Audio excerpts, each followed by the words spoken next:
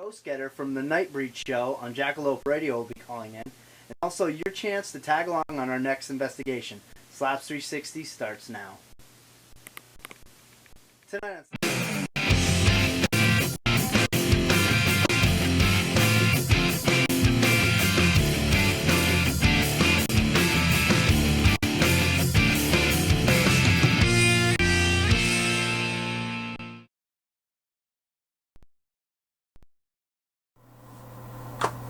Hey everybody, welcome to SLaPs 360, episode number 4. I'm Donnie. And I am Nate. Where's Rick? Rick gave me a note, actually. Dude, Justin Bieber canceled show, not taking it too well, be back next week. Justin Bieber? Wow. It's the note. Last week was Backstreet Boys. Yeah. Well, anyways, I guess we'll have to go it alone here. We got a great show for you tonight. We got Mike Ghost Getter. He's going to do a call-in here shortly. Yep. And we're going to be doing a contest for, and I know there's a lot of you out there that want to go on a ghost hunt with us. We're going to have, I think, probably do that in a little bit here. Trivia question. Trivia question. You can call in and answer the question, and we'll see who wins. But first and foremost, I've had a very busy, non-paranormal week. How was your week? Weekend, the family went camping. It was nice. We went to Barnhart Island. It was cool. You guys got to stop out. Yeah, we did. Saw some, I heard the raccoons. Raccoons stole our chips. Yeah. I wasn't very happy. Brendan wasn't very happy, actually, my son. But, no, it was good. You moved. I did move, finally. We finally got a house, but I can't take credit for it because while I was at work, my wife, Amanda, pretty much did everything. So I've seen the arms on her. She can lift a lot more than you. So my back's not hurting too bad. But, it's done. Well, no, we still got a couple things to carry in, but we're almost going to be neighbors. Oh, yeah, right down the road. Not going to disclose anything. No. Because we don't want any paparazzi showing up. But, you guys can hit the chat room. If you can't get in the chat room, go ahead and hit Facebook. And, again, you can always call or text. Here's the numbers. 315-600-8077. Donnie and I, we've got moderators in the chat room today. We're going to try to stay away from watching the chat so much because we find it distracts us a little. But we do have people moderating and sending us the most important information as it comes up to date. So if you have any questions, you can go ahead and call. And definitely don't be afraid to. Yeah, don't be afraid to call. Or text. I've got texting. I can see the text as they come in, as I'm neglecting to see one now. Says the auto.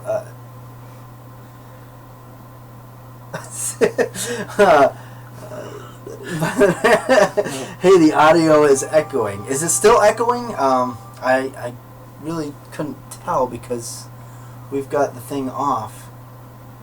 Can't imagine it. I mean, I really don't know if it's echoing. Yeah. Maybe I turned the chat on. Well, I can turn the chat on. I didn't want to watch the chat. And we're working with new equipment tonight, too. So. Yeah, new camera. What do you guys think, huh? High def. Better in color. See, before they couldn't hear us, now they're hearing us too much. Yeah. We can't win. Just can't get in the middle there.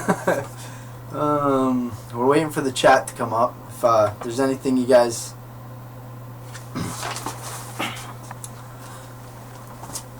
I keep getting messages. The audio is echoing. Get rid of gum. Gone. I told him. Yeah. And I'm going to... See, I got a mouse this time. Since last episode, I won't be touching my face as much. We're going to get serious here, and hopefully the echoing will stop. Again, we're lost on the chat, so if anyone can text us and let us know that it's all working out. We've got no chat, so sorry for the chat. We're going to go ahead and get into our first story. If you want to go ahead and start. We got actually, in the paranormal news, there was actually a death of a ghost hunter earlier in the week, back in... Well, he was 29 years old in North Carolina. Apparently, there was a ghost train, and I believe it was about 3 o'clock in the morning. There was a pretty big investigative team. They basically they want to capture this ghost train coming through, which was the anniversary date of when it supposedly comes through. And unfortunately, a train did come through, but it wasn't a ghost. It was actually a real one, and they fled. Everybody survived except for this one guy, 29-year-old. He did end up saving his girlfriend. I believe it was his girlfriend. His name was Chris Kaiser. And it just kind of... I know it's sad because it kind of leads you into the safety aspect of ghost hunting. This is exactly the reason we don't go into abandoned buildings, and do things. It's bad enough doing something in the middle of the night in a house we're not even familiar with. Right. So, and you can see from the pictures here. Yeah. So there wasn't much place. Nah, to go. it was straight up from like the movie of Stand By Me. I mean, they were on the bridge, and I guess the train comes out of the corner. It's probably just out of view of this picture, but the train comes from out of the corner, and they were probably in the center of that. And he ended up saving his girlfriend, pushing her off about 30 feet into the ravine, but he didn't make it. His parents were on a news station saying, they talked to... They haven't released her name at all, but she's in the hospital recovering. And I guess there was a few others there that were... that had gone, and they weren't... and they fled, actually. They were scared because I guess, they weren't supposed to be there. And they all took off. So, it's just a really sad story. It's... just makes you kind of think, because and that's what we tell people when we did the ghost camp, that everything that we do, I mean, it can be dangerous. I mean, set aside everything paranormal and ghosts and possession or whatever you want to believe, but I mean, you're in a house and you've never been there before in the dark, so you can't go by that. It's something bad could happen, and that's why you want to stay away from the abandoned buildings and just know where you're at. Go there during the daytime and scope the place out, see where you are, because I mean, we've gotten hit in the shins. Definitely set up protocols. I mean, something like this could have been avoided. I mean, we're not saying anything. I mean, this is an unfortunate tragedy, honestly. But if they had a set of protocols that they could have run by, this wouldn't have happened. I mean, it just sucks that it did. It's just one of those unfortunate things, and we know people all around. They're just young kids, amateurs, whatever. Just grab a couple cameras, go in a house, and see what happens. But you got families, you got a job. You're not getting paid to do this, so you gotta be careful. Whatever you do, don't go into places you're not supposed to be in. Breaking into houses. Always have permission. Check out the layout of the land. I mean, obviously this was like a public area, but I don't believe train tracks are public domain. I don't think you can just go on them. Right. But I mean, I'm sure there's a legal way to do it. I don't know. But there was no escape route. I mean. No, I mean. They should have. I mean, shoulda, coulda. Like I said, his name, Christopher Kaiser. He was 29 years old. Literally, he's become part of the research now. I guess the reason why they were out there was that there was back in 1891, that bridge, there was an actual accident that taken 30 lives out of a 100-passenger train. It derailed, and they said that every year since, they've had almost something happen. That right there is a picture of some of the footage, or a picture of the accident back in 1891. So I guess a year to the 100 years, 100 years to the day, he ends up dying. So that really sucks. Yeah, it's a hard lesson to be learned, but if you have any comments and questions, you want to call 315-600-8077. You can call or text the show at any time. We'll be listening. Again, coming up here soon, we're going to have Mike the Ghost Getter. Mike Ghost Getter. I keep saying the Ghost Getter, and he's going to kill me for that probably. He's the host of the Nightbreed Show on jackaloperadio.com. He's about 10 years in the field, I guess. So it'll be experience. Nice. Yeah. And we do. I think you've already said it, but even questions for Mike when he gets on. You text it to us or on the chat. I'm sure Tori or somebody will let us know. I'm gonna try to go ahead and pull up that chat again. I apologize that we can't. I think that's a good thing. Maybe there's a reason why we're not watching. I don't want. I mean, we get so distracted with the chat. Yeah, it's whatever. So tell us, what do you guys think of the new camera? Let's hear it. Actually, you did get a shout out, Donnie. I did. Or not a shout out. Person that texted you sent us a text message, and he says, "Tell Donnie thanks for the shout out. He needs to get rid of the gum. Laugh out loud." I'm not going to relinquish their phone number, but it was that phone number. Oh yeah, I've heard of this person before. And then we just got a text message from Beth from our team. Good points, guys. Protocols good.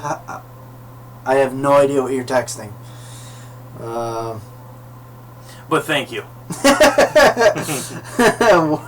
Yeah, I'm not sure, but anyways, yeah, that sucks about Chris. I mean, and the worst thing about it too. Well, I shouldn't say the worst thing because somebody lost their life, but now there's gonna be a lot of criticism on the paranormal investigating altogether. Yeah. Well, you know what? And actually, I watched one of the newscasts today about it down in North Carolina, and they had one of the local ghost hunting teams, and she was saying pretty much the same thing we were. Protocols. This is an unfortunate accident. If they had been following, I mean, she's not trying to speak ill of them so freshly, but she was just saying, and that this could have been prevented. Right.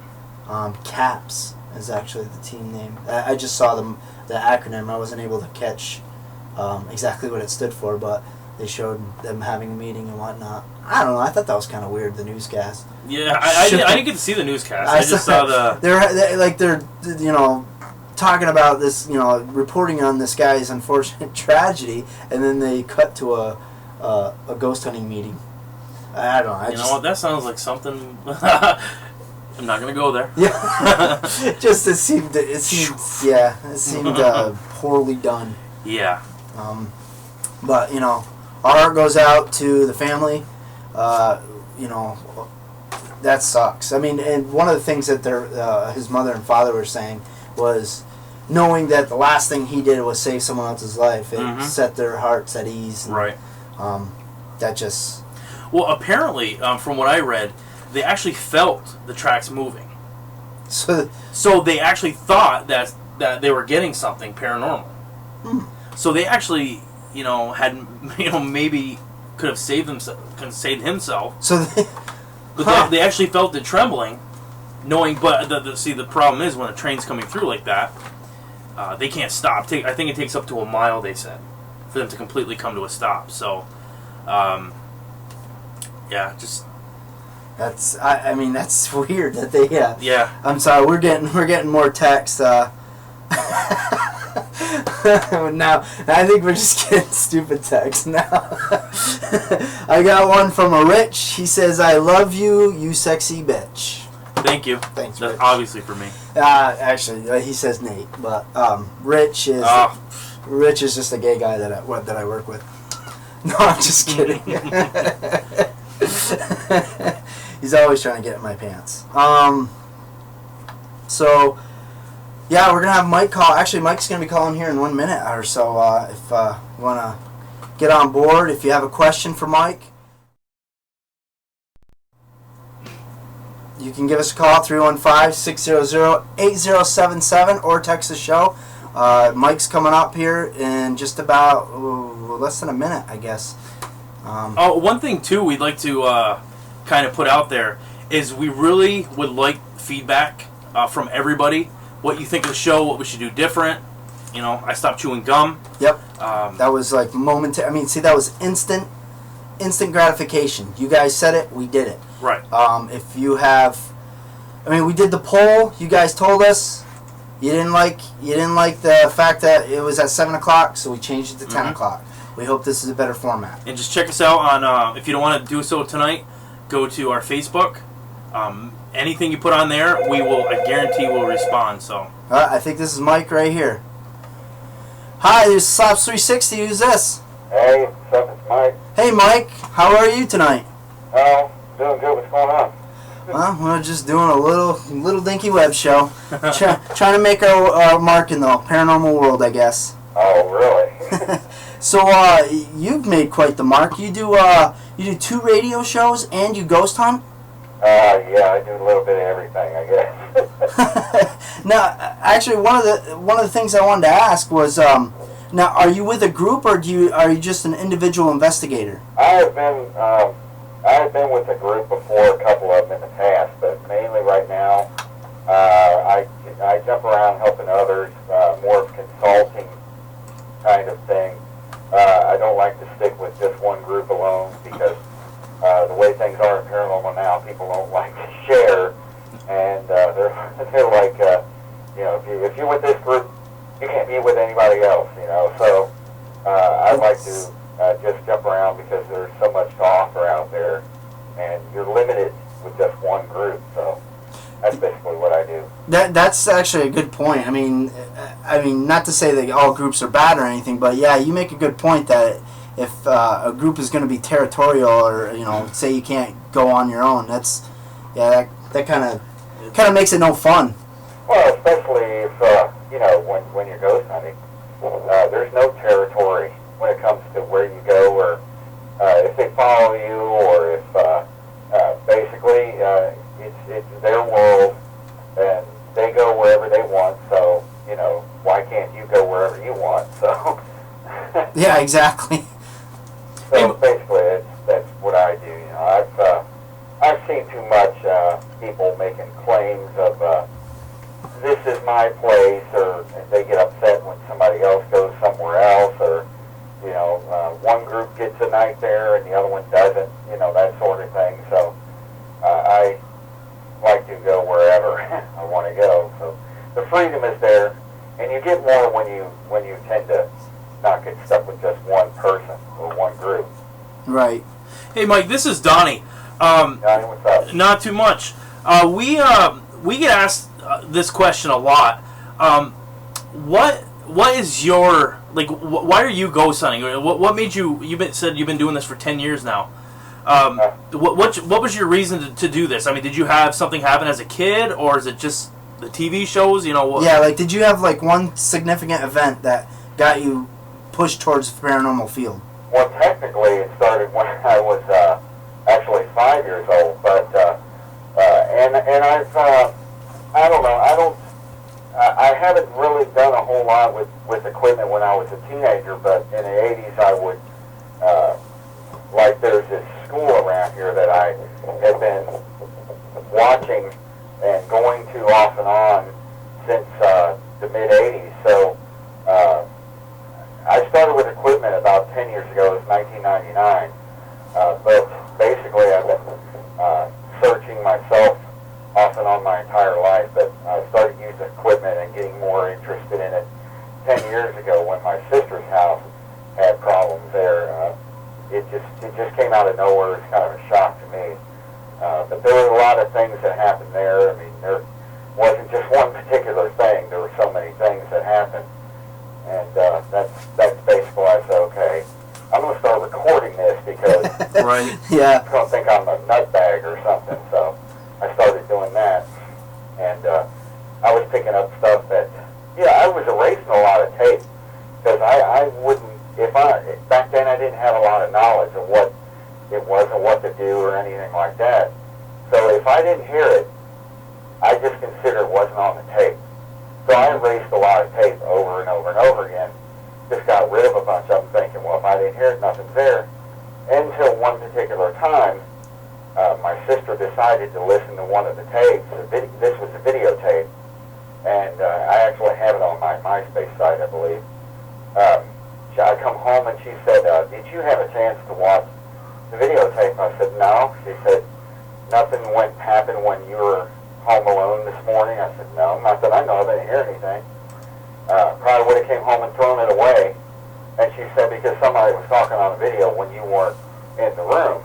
So, as you can see me through the curio cabinet mirror, walking in this bedroom, you hear somebody saying, I can't remember, saying some words. It was an older man saying some words as I turned the corner.